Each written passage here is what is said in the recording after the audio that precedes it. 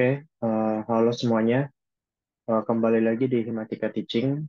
Kali ini saya Bila Dwi Cahya akan membawakan sebuah materi Himatika Teaching yang selanjutnya, yaitu tentang fungsi transenden. Ya, jadi di fungsi transenden ini ada tiga subbab ya. Yang pertama itu ada fungsi eksponen dan logaritma, yang kedua ada fungsi inverse trigonometri, dan ada fungsi hiperbolik. Oke, kita akan coba membahas yang pertama itu tentang fungsi eksponen dan logaritma ya. Nah, sebelum itu kita perlu tahu eh, apa dasar dari fungsi eksponen itu apa, yaitu bilangan berpangkat gitu. Nah, bilangan berpangkat itu apa? Nah, jika n bilangan bulat positif, terdapat n suatu bilangan bulat positif, maka a pangkat n itu merupakan perkalian a kali a itu sebanyak n kali gitu. Nah, sifat-sifat operasi bilangan berpangkat itu ada beberapa macam. Di antaranya jika A pangkat M dikali A pangkat N, maka sama dengan A pangkat M plus N. Terus selanjutnya ketika pembagian, maka A pangkat M dibagi A pangkat N, maka jadi A pangkat M min N. Lalu di sini ada bilangan berpangkat, kemudian dipangkatkan lagi seperti A pangkat M, lalu dipangkatkan N lagi, maka itu sama dengan A pangkat M kali N. Selanjutnya ada sifat operasi bilangan berpangkat yang lain, yaitu ketika suatu bilangan dipangkatkan dengan nol, maka hasilnya sebenarnya satu. Lalu ada suatu bilangan A, jika kita pangkatkan minus N, maka itu akan menjadi seper A pangkat N. Dan selanjutnya di sini ada sifat operasi bilangan berpangkat yang lain. Di sini ada akar gitu, dan ada suatu distributif gitu ya, untuk perkalian dan pembagian. Oke, setelah kita mengetahui tentang bilangan berpangkat, maka kita akan masuk ke fungsi eksponensialnya. Nah, fungsi eksponensial itu apa? Fungsi eksponensial itu adalah suatu fungsi dengan bentuk fx itu sama dengan b pangkat x, di mana b-nya itu atau basisnya itu lebih dari nol atau suatu bilangan bulat positif. Sorry, bilangan real positif ya. Contoh fungsi eksponen itu diantaranya fx sama dengan 2 pangkat x, lalu gx sama dengan setengah pangkat x, lalu hx sama dengan hx sama dengan pi kali pi pangkat 2x. Di mana di sini basisnya kita tahu ya, untuk 2 setengah sama pi itu kan merupakan suatu bilangan real. Jadi, maka ini memenuhi definisi dari fungsi eksponensial. Nah, untuk grafik fungsi eksponensialnya itu seperti seperti ini. Jadi, ketika basisnya itu di antara 0 sampai 1, maka grafiknya itu seperti ini. Dia akan merupakan fungsi turun. Sedangkan jika eh, basisnya itu lebih dari 1, maka dia merupakan fungsi naik. Seperti itu. Oke, selanjutnya di sini fungsi eksponen juga dapat diturunkan seperti fungsi-fungsi yang lain ya. Di mana karena apa fungsi eksponen itu merupakan fungsi kontinu di interval min hingga sampai hingga. Nah, di mana turunannya itu turunan dari b pangkat x itu sama dengan b pangkat x dikali ln b. Nah, dari diturunkannya ini maka fungsi eksponensial juga memiliki anti turunan yaitu integral, di mana itu integral dari b pangkat x dx itu sama dengan b pangkat x dikali ln b plus c, dengan c-nya itu satu konstanta. Nah, setelah kita tahu tentang fungsi eksponensial, nah ada eh, fungsi eksponensial dalam kasus khusus di mana basisnya itu merupakan suatu bilangan atau bilangan Euler gitu. Nah, pangkat x. Nah, bilangan Euler atau ini merupakan bilangan irasional dengan aproksimasinya itu untuk nilai e-nya itu 2,718 dan sebagainya, karena merupakan bilangan irasional. Nah, fungsi fx ini atau eksponensial natural ini juga dapat ditulis dengan exp kurung x gitu. Exp itu maksudnya e pangkat gitu. E pangkat dalam kurungnya di sini. Misal di sini dalam kurungnya itu 2x, berarti ditulisnya dalam suatu bentuk fx-nya berarti e pangkat 2x seperti itu. Nah, nilai Euler ini juga dapat didekati dengan limit X menuju tak hingga ya, untuk 1 ditambah 1/X dipangkatkan dengan X. Gitu. Nah, sama dengan fungsi eksponensial biasa, fungsi eksponen natural ini juga memiliki turunan dan integral, di mana turunannya itu sama ya, karena kan tadi B pangkat X itu yang ini ya, B pangkat X itu ln B. Nah, di sini kan karena B-nya sama dengan berarti pangkat X ln di mana ln itu sama dengan 1. Nah, untuk logaritmanya ini bisa kita bahas nanti ya. Jadinya untuk turunannya itu seperti ini. Jadi turunan dari pangkat X tetap pangkat X. Dan juga anti turunannya atau integralnya juga sama. Ketika pangkat X diintegralkan, maka hasilnya sama juga kayak fungsinya ya, pangkat X juga. Oke, dan setelah kita mengetahui tentang fungsi eksponensial, kita lanjut ke fungsi logaritma. Nah, fungsi logaritma ini eh, biasa dituliskan dengan log AX atau di sini A log X gitu ya. Dengan A-nya itu suatu basis. Basis A-nya itu lebih dari 0 dan tidak sama dengan 1. Sedangkan untuk X-nya itu lebih dari 0. Nah, di sini sama seperti bilang berpangkat ya, fungsi logaritma juga memiliki sifat-sifat di mana ketika log A1 itu sama dengan 0 gitu. Kemudian log AA atau A log A itu sama dengan 1. Kemudian di sini ada operasi penjumlahan, pengurangan, terus ada pangkat gitu ya. Di sini ada pembagian. Di sini ketika suatu basisnya itu bisa kita ubah gitu ya.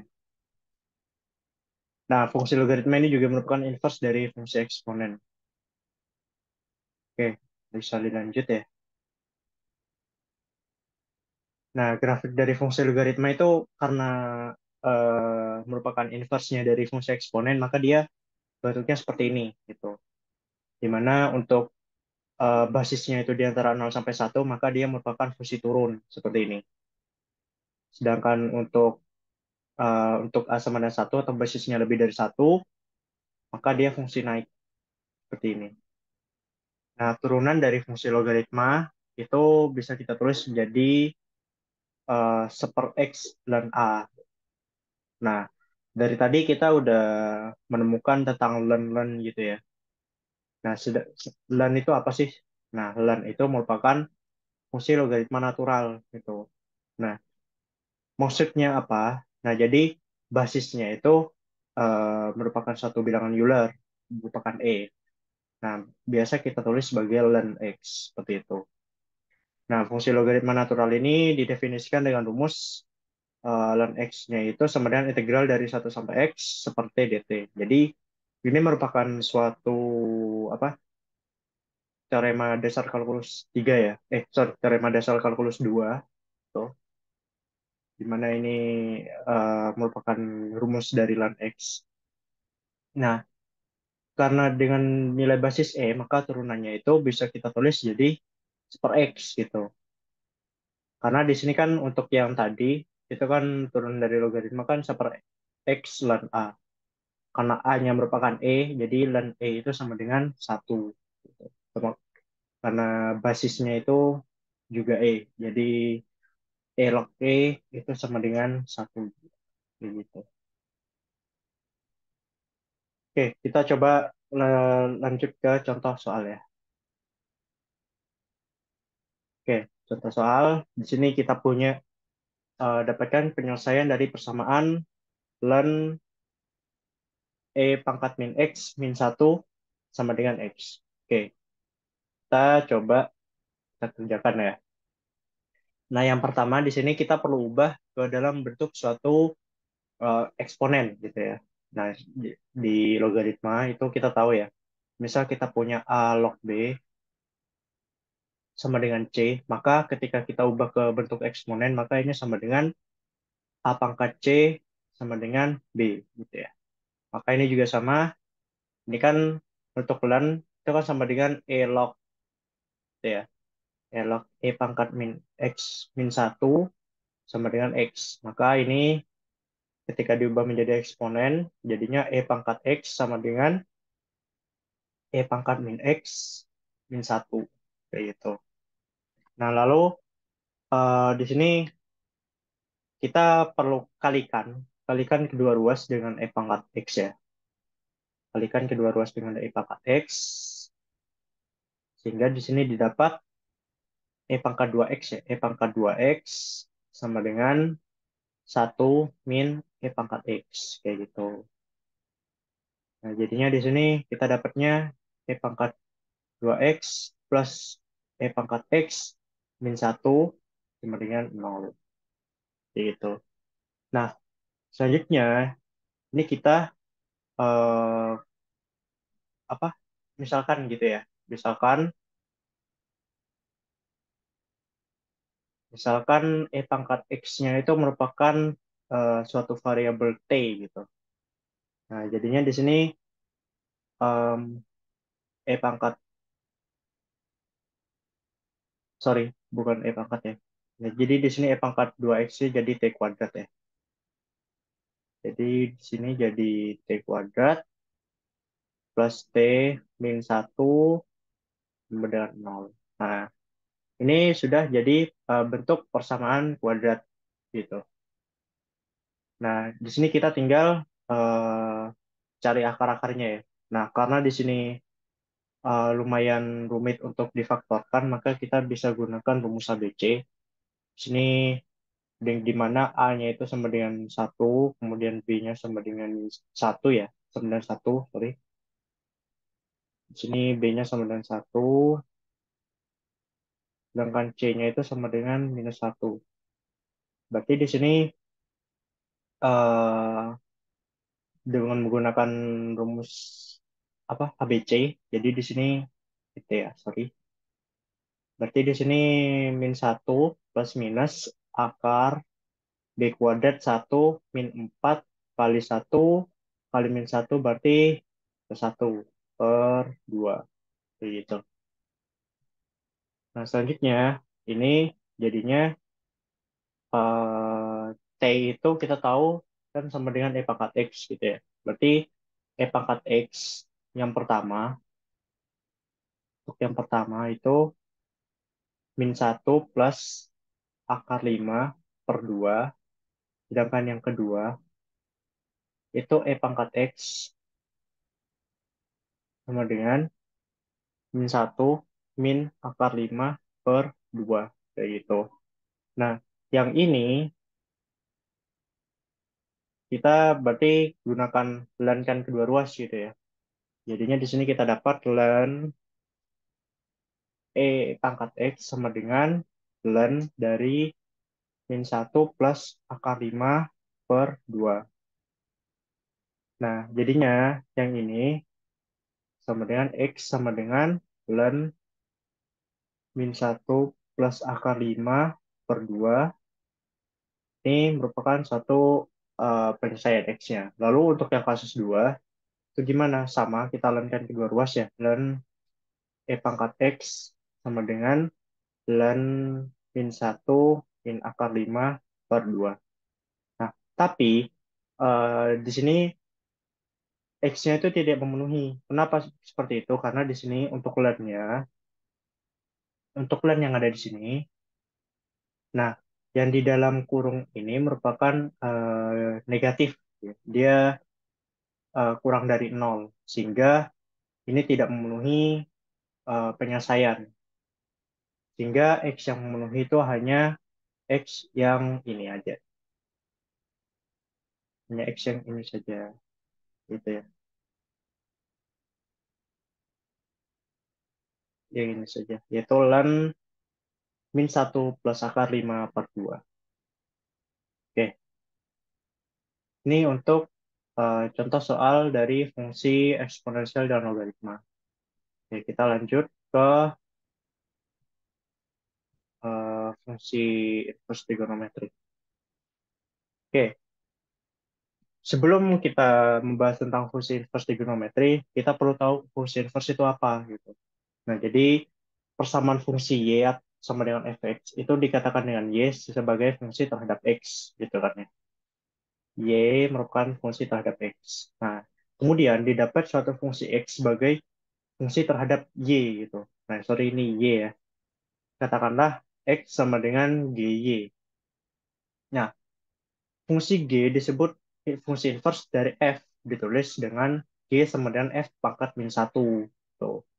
Maka diperoleh y sama dengan fx jika dan hanya jika x sama dengan f inverse dari y. Nah, contohnya itu ketika y kita punya satu fungsi y terhadap x di mana y fungsinya itu y sama dengan 2x plus 3. Nah, dia memiliki fungsi inverse yaitu x sama dengan setengah kali y min 3. Di mana di sini kita tinggal di apa? Min 3-nya itu kita tinggal pindah luas gitu ya. Kemudian kita kedua ruasnya dibagi dua. Hasilnya kayak gini. Itu untuk fungsi inverse. Oke, nah di sini ada suatu teorema ya. Nah, di sini apabila terdapat fungsi f dengan domainnya suatu selang, dan jika f merupakan fungsi naik atau fungsi turun pada selang itu, maka f merupakan fungsi satu-satu dan karenanya mempunyai inverse. Nah, jadi tidak semua fungsi itu memiliki inverse ya, karena kita perlu tahu syarat dari fungsi inverse itu merupakan fungsi satu-satu atau fungsi injektif gitu, di mana dia tidak suatu domainnya itu tidak apa eh, menjadi suatu itu ya.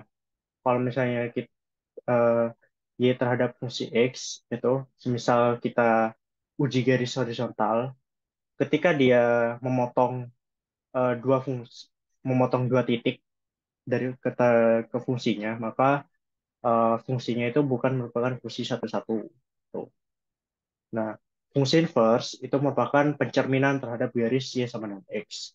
Contoh di sini kita punya yang biru ini y sama dengan fx gitu ya.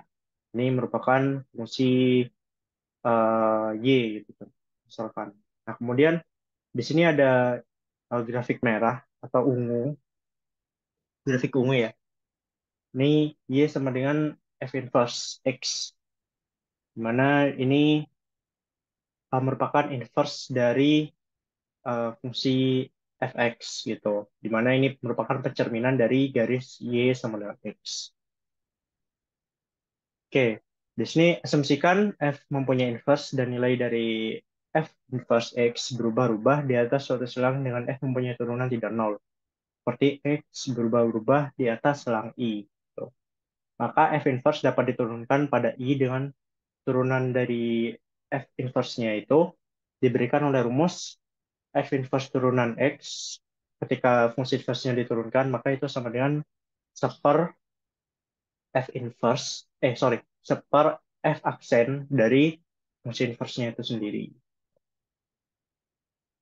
Oke, karena kita udah mengerti tentang fungsi inverse, maka bisa kita lanjut ke fungsi inverse trigonometri. Nah, di sini ada suatu fungsi inverse sinus, nah di mana fungsi y sama dengan sin x itu kan naik pada selang min pi per 2 sampai pi per 2. Nah, karena itu fungsi y sama dengan sin x mempunyai inverse, di mana y sama dengan x sama dengan sin inverse dari y pada y-nya itu di antara min 1 sampai 1. Kemudian untuk cosinus, kita tahu kalau misalnya fungsi y sama dengan cos x itu turun pada interval 0 sampai pi. Nah, karena itu cos x juga mempunyai inverse cos inverse y pada y-nya itu di antara min 1 sampai 1. Yaitu karena dari sin x pada selang ini dan cos x pada selang ini dia fungsinya merupakan fungsi satu-satu dan karena itu dia mempunyai inverse. Nah, selanjutnya ini fungsi inverse tangen ya. Fungsi inverse tangen itu fungsi tan X itu kan naik pada selang min pi per 2 sampai pi per 2. Nah, karena itu dia juga mempunyai inverse. X sama dengan tan inverse Y pada selangnya itu dari min tak hingga sampai tak hingga. Tuh. Itu untuk tan inverse. Sedangkan untuk secant, nah fungsi secant ini juga satu-satu pada selang dari 0 sampai pi per 2 sama pi sampai 3 pi per 2. Nah, karena itu dia juga mempunyai inverse, di mana mutlak y-nya itu lebih dari satu. Gitu. Oke, fungsi inverse juga memiliki turunan. Nah, di sini kita misalkan U merupakan satu fungsi terhadap X dan dapat diturunkan. Nah, sehingga di sini kita dapat suatu daftar rumusnya ya, di mana di sini kita punya contoh sin turunan dari sin inverse U itu sama dengan seper akar 1 min U kuadrat dikali dengan DU per dx. Nah, ini merupakan aturan rantai ya. Jadi, semisal U-nya itu merupakan satu fungsi, kita perlu turunkan juga. Nah, ini juga berlaku untuk yang lain. Di sini ada cos. Nah, di sini cos hampir sama dengan sin, tinggal dikali minus satu aja. Nah, untuk yang tan itu turunannya tan inverse turunannya satu per satu plus x kuadrat. Gitu. Sedangkan untuk kotangan itu tinggal dikali minus satu. Ini juga berlaku untuk secant dan kosekant. Nah, selain turunan, fungsi inverse trigonometri juga memiliki fungsi integrasi arti turunannya. Nah, jadi di sini misalkan kita punya satu konstanta A lebih dari 0 ya, maka di sini dapat integral dari du per akar a kuadrat min u kuadrat itu sama dengan sin inverse u plus a u per a plus c gitu. Di mana u-nya ini merupakan suatu variabel ya, variabel yang akan ditegralkan, sedangkan a-nya itu merupakan suatu konstanta kayak gitu. Dan ini juga berlaku untuk tan dan sekan. Oke, di sini kita lanjut ke contoh soal aja. Nah, di sini kita punya, oke, nah di sini kita punya dapatkan turunan dari y sama dengan tan inverse dari x dikali pangkat min 3x. Nah, kita tahu ya, kita tinggal gunakan aturan rantai gitu ya. Dimana di sini dy per dx-nya sama dengan, nah kita akan cari turunan dari tan inverse-nya itu apa. Nah, kita tahu kalau turunan dari tan inverse, yang tadi ya, itu tan inverse dari x itu sama dengan seper 1 plus x kuadrat. Nah, jadinya ini 1 per 1 plus x, ya, x dikali pangkat min 3x. Nah, lalu yang di dalam kurung juga diturunkan ya, yang x kali pangkat min 3x. Nah, kita gunakan aturan perkalian gitu ya. Kita misalkan x-nya itu sebagai suatu fungsi u dengan eh, e pangkat min 3x-nya itu sebagai fungsi v. Nah, jadinya yang ini itu kita pakai u aksen v ditambah uv aksen gitu ya. Turunan dari x berarti 1 dikali pangkat min 3x. Nah, kita tambah sama u v aksen. Nah, u-nya itu x. Sedangkan v aksennya itu pangkat min 3x. Kalau kita turunkan jadinya min 3 pangkat min 3x. Nah, jadinya ini 1 per 1 plus x kali pangkat min 3x. Kita kalikan pangkat min 3x dikurangi ya. Min 3x pangkat min 3x. Atau di sini kita punya kita keluarkan ya pangkat min 3x-nya, pangkat min 3x nya kita keluarkan, jadinya di sini kita dapat 1 per 1 plus x kali pangkat min 3x. Nah, ya, ini berarti jadinya 1 minus 3x. Ini untuk turunan dari y, dy per dx. Oke, gampang ya untuk mencari fungsi turunan dari fungsi-fungsi trigonometri. Kita tinggal gunakan rumus saja. Misal di sini merupakan suatu fungsi lagi, kita tinggal turunkan kembali menggunakan aturan rantai. Oke, kita lanjut ke subbab terakhir ya, tentang fungsi hiperbolik. Nah, fungsi hiperbolik itu apa? Nah, di sini kita definisikan fungsi sinus hiperbolik dan kosinus hiperbolik masing-masing dinotasikan dengan sin H dan cos H. Nah, definisi dari sin HX-nya itu sama dengan E pangkat X dikurangi E pangkat min X per 2. Sementara untuk cos HX-nya itu sama dengan E pangkat X ditambah E pangkat min X per 2. Gitu. Nah, selain sin HX dan cos HX atau sinus hiperbolik dan kosinus hiperbolik, juga ada bentuk fungsi hiperbolik yang lain. Di sini ada tan H inverse, tan HX gitu ya. Nah, di sini sama aja kayak trigonometri biasanya ya. Berarti tan kan sama dengan sin per cos gitu. Sedangkan untuk kotangan juga cos per sin, untuk sekan itu kan 1 per cos. Nah, itu sama aja kayak trigonometri biasa. Oke, nah fungsi hiperbolik juga memiliki kesamaan yang mirip, bermacam-macam kesamaan yang mirip dengan kesamaan untuk fungsi trigonometri. Jadi fungsi hiperbolik itu juga memiliki identitas. Cuman ada bedanya juga sama fungsi trigonometri biasa. Nah, contohnya di sini ada cos H kuadrat X dikurangi sin H kuadrat X itu sama dengan 1. Nah, biasanya untuk fungsi trigonometri biasa kan cos H cos X cos kuadrat X ditambah sin kuadrat X itu sama dengan 1.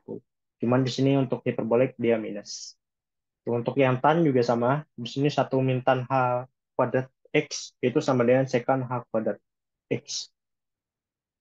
Nah, yang ini juga ada sama penjumlahan ya, penjumlahan pengurangan untuk sin H X plus minus Y di situ juga sama.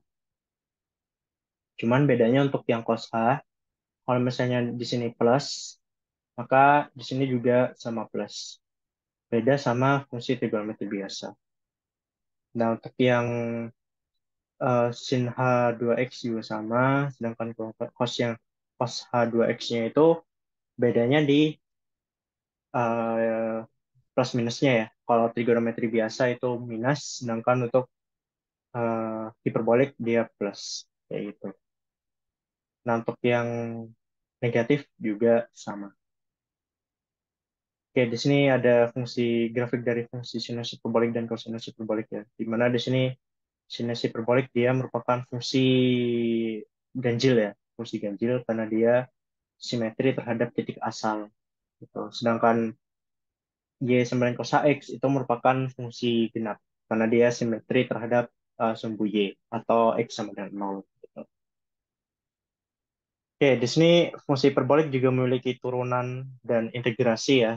Di sini rumusnya kayak gini ya. Dimana kalau misalnya sin HX kita turunkan jadi cos X. Nah, bedanya kalau misalnya trigonometri biasa itu kan kalau turunan dari cos X itu kan jadinya min sin X. Nah, kalau di hiperbolik itu beda. Nah, turunan dari cos HX itu sama dengan sin HX. Maka tidak ada minusnya gitu. Nah, untuk yang tan HX itu sama ya. Jadi secant H kuadrat X. Tuh. Sedangkan untuk yang lainnya bisa kalian lihat di sini ya. Nah, untuk integrasinya itu juga sama gitu. Untuk sin kita integralkan jadi cos. Untuk yang cos kita integralkan jadi sin. Jadi, oke, di sini fungsi inverse hiperbolik ya. Nah, fungsi hiperbolik juga memiliki inverse. Nah, di mana kan kita tahu kalau fungsi sinus hiperbolik kan merupakan fungsi naik ya, sehingga mempunyai inverse. Nah, notasinya itu sin H inverse X atau arcus sin HX. Begitu pula untuk fungsi perbalik yang lain. Nah, di sini kita dapat eh, apa, inverse dari sin HX itu merupakan ln gitu ya. Kalau kita tuliskan ln X plus akar X kuadrat plus 1.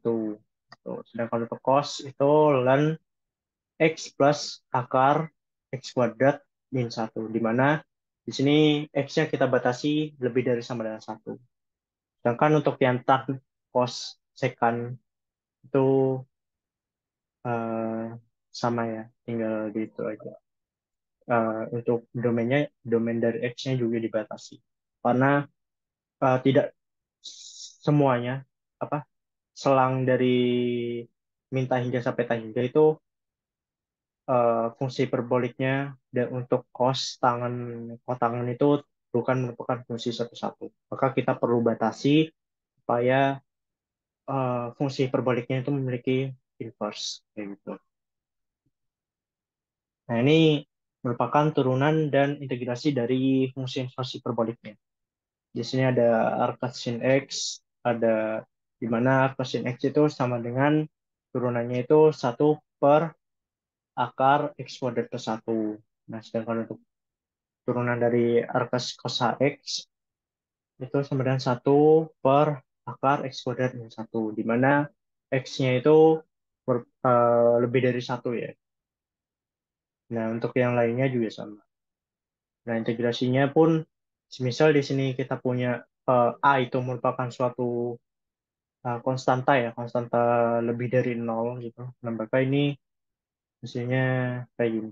Misal kita punya integral dari 1 per akar A kuadrat plus U kuadrat DU, dia akan sama dengan sin H inverse dari U per A ditambah konstanta ya. Kayak gitu. Oke, kita perlu di sini ya, kita lihat untuk eh,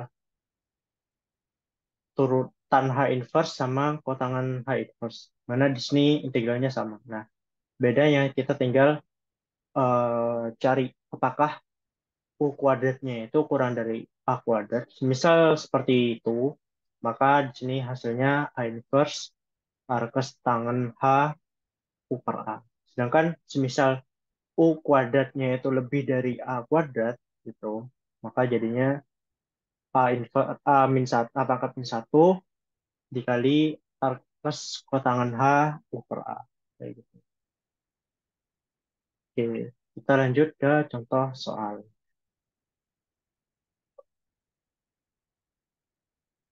Nah, di sini untuk eh, contoh soalnya, di sini kita punya dapatkan dy per dx atau turunan dari y sama dengan ln cos h inverse x. Nah, di sini kita perlu tahu turunan dari cos h inverse itu apa gitu.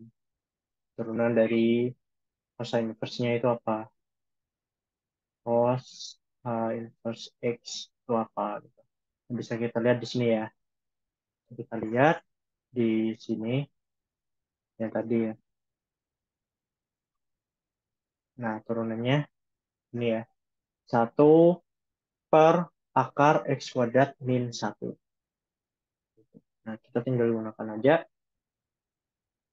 di sini. Berarti ini jadinya 1 per akar X kuadrat min 1. Benar ya? Kayak gitu. Nah, jadi kita tinggal turunkan aja. Berarti dy per dx. Nah, turunan dari ln dulu. Gitu. Kita tinggal gunakan aturan rantai. Gitu. Berarti turunan dari ln, berarti di sini 1 per cos H inverse X. Nah, kita kalikan dengan turunan dari cosine inverse X-nya. Nah, turunan dari cosine inverse X-nya itu sama dengan 1 per akar X kuadrat min 1. Nah, ini jadinya berarti semisal cosine inverse-nya kita ubah ke dalam bentuk itu ya, ke dalam bentuk definisinya berarti 2 per E pangkat X ditambah E pangkat min X dikali 1 per R X kuadrat min 1. Nah, boleh berhenti sampai sini. Berarti jawabannya untuk daya perdeksnya itu ini. Gitu ya. Untuk turunan dari Y sama dengan ln cos H inverse X. Ya. Oke, mungkin sekian dulu untuk Himatika Teaching hari ini. Jadi itu merupakan pembahasan mengenai fungsi transenden, di mana fungsi transenden itu ada tiga, yaitu fungsi logaritma dan eksponensial, lalu fungsi inverse trigonometri, lalu fungsi hiperbola. Oke, sekian dulu dari saya. Apabila ada kesalahan, mohon dimaafkan. Oke, aku akhiri. Terima kasih.